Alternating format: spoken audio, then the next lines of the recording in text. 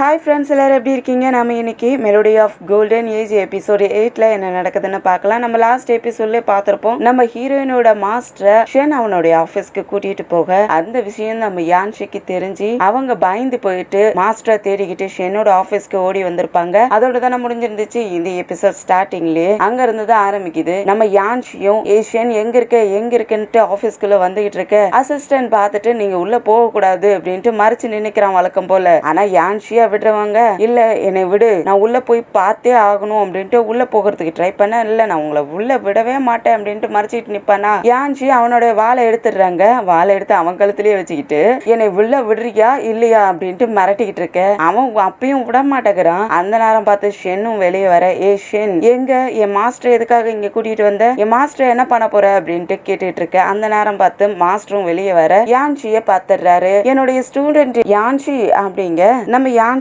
மாஸ்டரை பாத்துறாங்க. அப்படியே ரெண்டு பேர்த்தையும் ஷென் உள்ள கூட்டிட்டு போயிடுறான். மாஸ்டரும் யான்ஷி கிட்ட, யான்ஷி உனக்கு இப்ப மேரேஜ் ஆயிடுச்சு, இன்னமும் நீ இப்படி சுட்டித்தனமாவே சுத்திக்கிட்டு இருக்கியா, இதெல்லாம் ஸ்டாப் பண்ணிடு, இனிமேல் நீ பொறுப்பா இருக்க வேண்டிய நேரம், இந்த மாதிரி எல்லாம் சுட்டித்தனமா சுத்திட்டு இருக்க கூடாது அப்படின்ட்டு சொல்லிக்கிட்டு அந்த வைன் எடுத்து குடிக்கிறதுக்கு போக யான்ஷி புடுங்கி வச்சுட்டு, நீங்க இதுக்கு மேல குடிக்க கூடாது, எதுக்காக குடிக்கிறீங்க, உங்களுக்கு குடிக்க கூடாதுன்னு சொல்லியிருக்காங்கல்ல அப்படின்ட்டு புடுங்கி வச்சுக்கிறாங்க. அதுலயும் அடுத்தவங்க குடிக்கிறதெல்லாம் நீங்களும் குடிக்க கூடாது அப்படின்னு சொல்லிட்டு புடுங்கி வைப்பாங்களா. ஷென்னும் அதை பாக்குறான். மாஸ்டரும் ஷென் கிட்ட அவளை மன்னிச்சிருங்க, அவ கேரக்டர் இப்படிதான் சுட்டித்தனமா ஏதாவது பேசிவிடுவா, அவளை மன்னிச்சிருங்கன்ட்டு கேட்க ஷென்னும் எனக்கு தெரியும் சொல்லுவானா. யான்ஷிக்கு கோவம் ஆயிடுது. என்னை பத்தி உங்களுக்கு என்ன தெரியும், உங்களுக்கு ஒன்னும் தெரியாது அப்படிங்க. ஷென்னும் அப்படியே முறைச்சு பார்க்க அப்படியே யான்ஷியும் வாயை மூடிக்கிறாங்க. யான்ஷியோட மாஸ்டரும் விளையாடுறதை இப்ப ஸ்டாப் பண்ணிட்டு விஷயத்துக்கு வரலாமா, எதுக்காக என்னை கூப்பிட்டீங்கன்னு கேட்க ஷென்க்கு அந்த பணங்களெல்லாம் தோண்டி எடுத்தாங்களே அதுலதான் நிறைய டவுட் இருக்கும் போல இருக்கு. அதுல ரொம்ப நாள் ஆனதுக்கு அப்புறமும் அந்த உடம்பு இன்னும் அழுகாம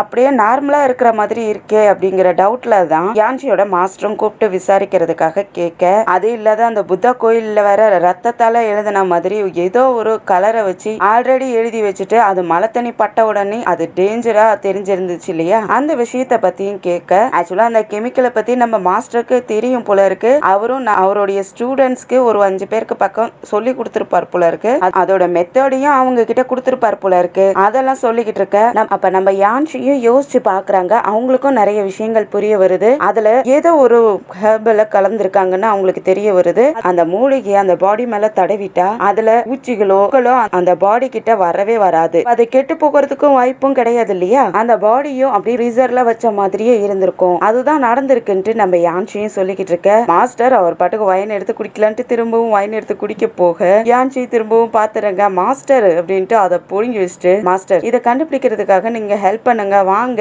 அப்படின்ட்டு அவர்கிட்ட ரொம்ப சின்ன குழந்தை மாதிரியே விளையாண்டுகிட்டே கேட்டுக்கிட்டு இருக்க. அவரும் கேம் விளையாண்டுகிட்டு இருந்தார் இல்லையா, அந்த கேம் நம்ம யான்ஷி பினிஷ் பண்ணிட்டு நாங்க தான் ஜெயிச்சிட்டோம் அப்படின்னு சொல்லிட்டு இருக்க. மாஸ்டரும் பார்த்துட்டு, என்னது நாம ஜெயிச்சிட்டோமா அப்படின்ட்டு அந்த காயின்ஸ் எல்லாம் கழிச்சு விட்டுறாரு. ஷென்க்கு என்னது மாஸ்டரும் ஸ்டூடெண்ட்டும் ஒரே மாதிரியே இருக்காங்களேங்கிற மாதிரி தான் இருக்கு. அதுக்கப்புறம் ரெண்டு பேருமே அந்த டெட் பாடியை செக் பண்றதுக்காக உள்ள போயிடுறாங்க. அங்க போய் செக் பண்ணி பார்த்துக்கிட்டு இருக்க ஷென்னும் அவனுடைய அசிஸ்டன்டும் உள்ள வர நம்ம யான்ஷியும் அவங்களுடைய மாஸ்டர் எழுதி வச்ச ரிப்போர்ட்ஸ் எல்லாம் கொடுத்துட்டு ஒவ்வொரு டெட் பாடியும் எப்ப இறந்திருக்கு அப்படிங்கறதெல்லாம் நம்ம யான்ஷியோட மாஸ்டரும் கண்டுபிடிச்சு எழுதி வச்சிருந்திருப்பாரு போல இருக்கு. அதெல்லாம் யான்ஷி சொல்லிக்கிட்டு இருக்க. ஏதோ அந்த பாடியோட வயிற்றுல இருந்து நட்ஸ் எல்லாம் எடுத்த மாதிரி எடுத்துட்டு வந்து காட்டிக்கிட்டு இருக்க. ஷென்னும் பார்த்துட்டு, இது பாக்குறதுக்கு சன்ஃபிளவர் சீட்ஸ் மாதிரி இருக்கேன்னு கேட்க, ஆமா இது சன்ஃபிளவர் சீட்ஸ் தான் அப்படின்னு சொல்ல, அதுக்கு யான்ஷியும் ஆமா இது சன்ஃபிளவர் சீட்ஸ் தான், இவங்க எல்லாரும் சாகிறதுக்கு முன்னாடி சன்ஃபிளவர் சீட்ஸ் சாப்பிட்டு இருக்காங்க அப்படின்னு சொல்லிக்கிட்டு இருக்க. ஒருவேளை தற்செயலா கூட நடந்திருக்கலாம் அப்படின்ட்டு சொல்லிக்கிட்டு இருக்காங்களா. மாஸ்டர் பார்த்துட்டு, தற்செயலா தான் நடந்திருக்க வாய்ப்பு இருக்குது, பட் எல்லாருடைய வயிற்றுல இருந்தும் இந்த சீட்ஸ் கிடைச்சிருக்கிறதால இது தற்செயலா நடந்திருக்கிறதுக்கு வாய்ப்பு இல்லை அப்படிங்கிற மாதிரி மாஸ்டர் சொல்ல, இந்த சீட்ஸும் கூட ரொம்ப விலை உயர்ந்த சீட்ஸ் போல இருக்குது, அதனால இது நோபல் மேன்ஸ் மட்டும்தான் அதிகமா சாப்பிடுவாங்க அப்படின்ட்டு ஷென் சொல்லிக்கிட்டு இருக்க. ஆமா இது அந்த ஆனுவல் நாளை காட்டுது அப்படின்னு மாஸ்டர் சொல்றாரு. ஆக்சுவலா இவங்க நாட்டுல ஒரு ஆனுவல் டேவை கொண்டாடுவாங்க போல இருக்குது.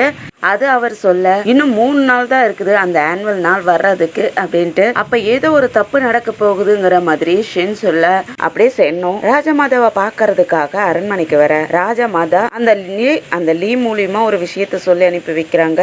ஷென்னும் அதை மண்டி போட்டு கேட்டுக்கிட்டு இருக்க. லீயும் ராஜமாதா உன்னை சீக்கிரமாவே அந்த கேஸை கண்டுபிடிக்க சொல்றாங்க, இன்னும் 5 நாள்ல இந்த கேஸை கண்டுபிடிக்கலன்னா இந்த இந்த கேஸ் ஜஸ்டிஸ் டிபார்ட்மெண்ட்டுக்கு மாறி போயிடும் அப்படின்னு சொல்ல, கண்டிப்பா நான் இதை கண்டுபிடிக்கிறேன் அப்படின்னு சொல்லிட்டு ஷென்னு வீட்டுக்கு போக நம்ம ராஜமாதாவை தான் காட்டுறாங்க. அவங்க ரொம்ப சோகமா இருக்காங்க. நிறைய கொலைகள் நடந்துட்டு இருக்கு, நாட்டுல நிறைய பிரச்சனைகள் நடந்துட்டு இருக்குன்ட்டு ரொம்ப சோகமா உட்கார்ந்துட்டு இருக்க. அப்ப கூடவே ஒரு அசிஸ்டன்ட் இருந்திருப்பான்.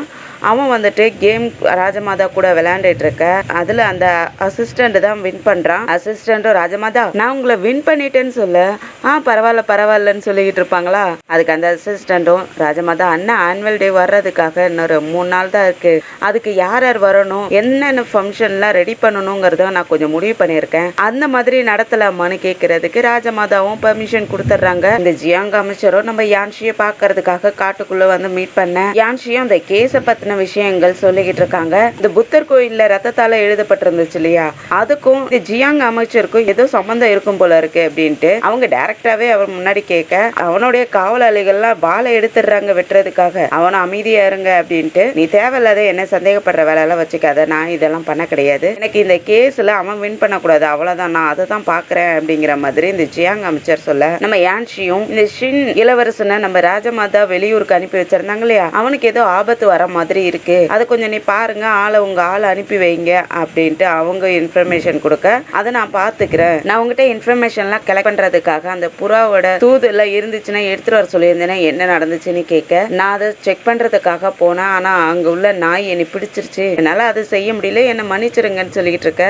நான் கேட்கறதெல்லாம் நீ செஞ்சு கொடுத்துட்டீங்கன்னா உனக்கு எந்த பிரச்சனையும் இல்லை, நான் சொல்றதை நீ செய்யலன்னா உன் யான் ஃபேமிலிக்கு தான் ப்ராப்ளம் வரும், அதை கொஞ்சம் ஞாபகத்துல வச்சுக்கிட்டு கிளம்பிடுறான். அதுக்கப்புறம் நம்ம யான்ஷி ஷென் கூட அந்த கேஸை பத்தி பேசிட்டு இருக்கக்குள்ள யான்ஷி அங்க ஃபேங்ஸி ஹால் இருக்கு இல்லையா, அங்க நான் போயிட்டு விசாரிக்கிறதுக்காக போகணும்னு கேட்டுட்டு இருக்க. நீல அங்க போக கூடாது, அங்க ஏதாவது பிரச்சனை ஆயிடுச்சுன்னா ராஜமாதாவுக்கு யார் பதில் சொல்றது, இந்த ஜியாங் அமைச்சரா இல்ல உன்னுடைய அப்பாவா அப்படின்ட்டு திட்ட, யான்ஷியும் ஷென் பக்கத்துல போயிட்டு நான் இந்த கேஸை விசாரிக்கிறதுக்காக போறேன், நான் என்ன அப்படிவா போக போறேன், ஏதாவது ஒரு விஷயத்துல தானே போக போறேன் அப்படின்ட்டு நாங்க போய் தான் தீருவேன்னு சொல்லிட்டு அடம் பிடிச்சிக்கிட்டு இருக்க. உனக்கு என்ன அப்படி திறமை இருக்கு, நீ அங்க போக போற, உனக்கு ஏதாவது மியூசிக் இன்ஸ்ட்ருமெண்ட்யாவது வாசிக்க தெரியுமான்னு கேட்டுட்டு இருக்க. நம்ம யான்ஷியும் ஷென்னு சிரிச்சுக்கிட்டே பார்த்துட்டு அவங்க ஒரு இன்ஸ்ட்ருமெண்ட் எடுத்துட்டு வந்து வாசிக்கவும் ஆரம்பிச்சிடுறாங்க. ஷென்னும் அதை ரசிச்சு கேட்கிற மாதிரி தான் இருக்கு. அசிஸ்டன்டும் உண்மையாலுமே நீங்க ரொம்ப டேலண்டானவங்க, உங்களுக்கு நிறைய விஷயம் தெரியுதுன்ட்டு அவன் செமையா பாராட்டிக்கிட்டு இருக்க. யான்ஷியும் ஷென் கிட்ட கேக்குறாங்க, நான் எப்படி வாசிச்சேன்னு கேட்கறதுக்கு,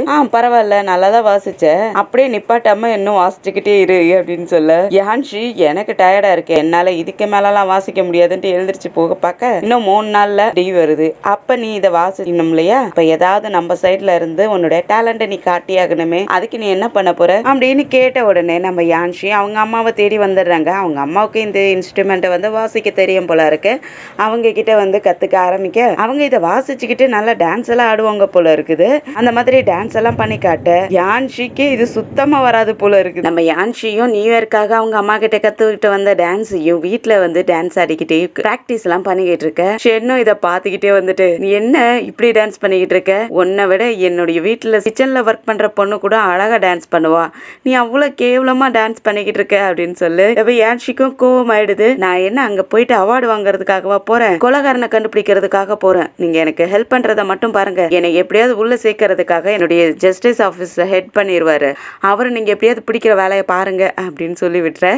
ஷென்னோ அடுத்ததான் நியூ இயர்ல அப்படியே ஜஸ்டிஸ் ஆபீஸ்க்கு வந்து நம்ம யான்ஷியோட ஹெட்டை பிடிச்சிக்கிறாரு. நீ அவளுக்கு ஹெல்ப் பண்ணி தான் ஆகணும், நீ ரொம்ப திறமையான ஆளாமே, நம்ம யான்ஷியை நீ அங்கதான் கூட்டிட்டு போய் விடணும், அவளுக்கு அவளுடைய திறமையை காட்டணுமா அப்படிங்கிற மாதிரி எல்லாம் சொல்லி கேட்க, அவரு என்னால முடியாது என்னை மன்னிச்சிருங்க அப்படின்ட்டு கெஞ்சிக்கிட்டு இருக்க, நீ பண்ணிதான் ஆகணும் அப்படின்ட்டு அசிஸ்டண்ட்டை வச்சு மிரட்டி இவரை கூட்டிட்டு போய் வில்ல விடுங்க அப்படின்ட்டு அனுப்பி விட்டுற. நம்ம யான்ஷியும் அதே சமயத்துல செம்ம அழகா ட்ரெஸ் பண்ணிட்டு அந்த மியூசிக் இன்ஸ்ட்ருமெண்ட் எடுத்துக்கிட்டே உள்ள வர. அதை பார்த்த ஷென்னும் அவனுடைய ஆட்களை உள்ள விட்டு, நீங்க அவளை கவனிச்சிக்கிங்கன்ட்டு அசிஸ்டன்டையும் உள்ள விட்டுட்டு ராஜமாதாவை கூட்டிட்டு வர வேலை நம்ம ஷென்னோட வேலை போல. அதனால அசிஸ்டன்ட் எல்லாத்தையும் யான்ஷி கூட அனுப்பி விட்டுட்டு இவன் வந்துற நம்ம யான்ஷியும் உள்ள போயிடுறாங்க. அவங்க ஹெட் கிட்ட எப்படியாவது நான் இதுல கலந்துகிட்டே ஆகணும், நீங்க தான் எனக்கு ஹெல்ப் பண்ணணும்னு சொல்லி அவர்கிட்ட சொல்லவும், வேற வழி இல்லாத அவரும் சரின்ட்டு ஸ்டேஜ்ல ஏறி நின்று இந்த மாதிரி இந்த பொண்ணு என் கூட இருக்கிற பொண்ணு தான் இந்த பொண்ணு வந்து டான்ஸ் பண்ண போறா அப்படின்ட்டு அனௌன்ஸ்மெண்ட் பண்ண, நம்ம யான்ஷியும் டான்ஸ் ஆட ஆரம்பிச்சு ஆரம்பிக்கிறாங்க.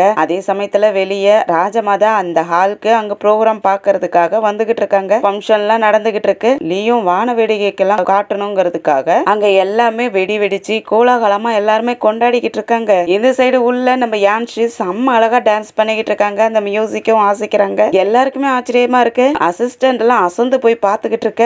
நம்ம யான்ஷி ட்ரெஸ் பண்ணிருக்காங்க இல்லையா, அதே கலர்ல வெளியே ஏதோ ஒரு பறவை பறக்கிற மாதிரி தெரியுது. அது ஷென்னும் ஏதோ ஒரு டவுட்டோடய பாத்துக்கிட்டு இருக்க. அப்படியே அந்த டான்ஸ் பர்ஃபார்மன்ஸும் முடிஞ்சு போயிடுது. யான்சியும் ட்ரெஸ் சேஞ்ச் பண்ணிக்கிட்டு வர அவங்க பக்கத்துல யாரோ பிளாக் கலர் ட்ரெஸ்ல அதுவும் ஃபுல்லா கவர் ஆகி வந்து நிக்க நம்ம யான்ஷி ஏதோ கண்டுபிடிக்கணுங்கிற வேகத்துல பின்னாடியே போய்கிட்டு இருக்காங்க. இவங்க போக போக அந்த இடமே புகை மூட்டமா மாறுது. அப்படியே மயக்கத்துல எங்க போறாங்கன்னே தெரியாத போய்கிட்டு இருக்க. அப்ப ஒரு டைம் நம்ம யான்ஷி ஷென்ன ஒரு டைம் பாத்துருப்பாங்கல்ல, நைட்டு நேரத்துல ஒரு எல்லோ பூ மரத்துக்கு கீழே நின்னு பாத்துருப்பாங்க இல்லையா, அந்த மரத்துக்கிட்ட போயிடுறாங்க. அங்க பூக்கள்லாம் அழகா கொட்டிக்கிட்டு இருக்க. அதை கையை நீட்டி பார்த்து வாங்கிக்கிட்டு இருக்க. அப்ப அவங்களுக்கு சின்ன வயசுல ஷென் கூட பழகினது இதெல்லாம் ஞாபகம் வர ஆரம்பிக்குது. அப்ப யாரோ முகமுடியெல்லாம் போட்டுக்கிட்டு ஃபுல்லா கவர் பண்ணிக்கிட்டு ஏதோ கையில சாம்பிராணி தூபம் வச்சிருக்கிற மாதிரி, அதுல இருந்துதான் அவங்களுக்கு அந்த மயக்க மருந்தும் போகுது போல இருக்குது. அதை வச்சுட்டு காட்ட அவங்களும் அந்த பர்சன் இருக்காங்க இல்லையா, அவங்க பின்னாடியே நம்ம யான்ஷியும் போய்கிட்டு இருக்காங்க. அந்த ஹால்ல யான்ஷி இல்லாதது அசிஸ்டன்டும் கவனிச்சிடறான். அவனும் தேடி பாக்குறான், எங்கேயும் கிடைக்கல. அப்புறம் ஷென் கிட்டே வந்துட்டு இந்த மாதிரி மேடம் காணோம் அப்படின்ட்டு சொல்ல ரெண்டு பேருமே தேட ஆரம்பிக்கிறாங்க. அதோட தான் இந்த எபிசோடு முடியுது. அடுத்த எபிசோட்ல நம்ம யான்ஷிக்கு என்ன நடக்க போகுது, யான்ஷி தப்பிச்சிருவாங்களாங்கிறதெல்லாம் அடுத்த எபிசோட்ல வெயிட் பண்ணி பார்க்கலாம். இந்த வீடியோ பிடிச்சிருந்துச்சுன்னா லைக் பண்ணுங்க, உங்க ஃப்ரெண்ட்ஸ் அண்ட் ஃபேமிலிக்கு ஷேர் பண்ணுங்க. அப்படியே நம்ம சேனலை சப்ஸ்கிரைப் பண்ணி பெல் ஐக்கனை கிளிக் பண்ணி வச்சுக்கோங்க. அடுத்தடுத்த எபிசோட் நோட்டிபிகேஷனுக்காக. நம்ம அடுத்த எபிசோட்ல சந்திக்கிற வரைக்கும் பாய் அண்ட் தேங்க்யூ.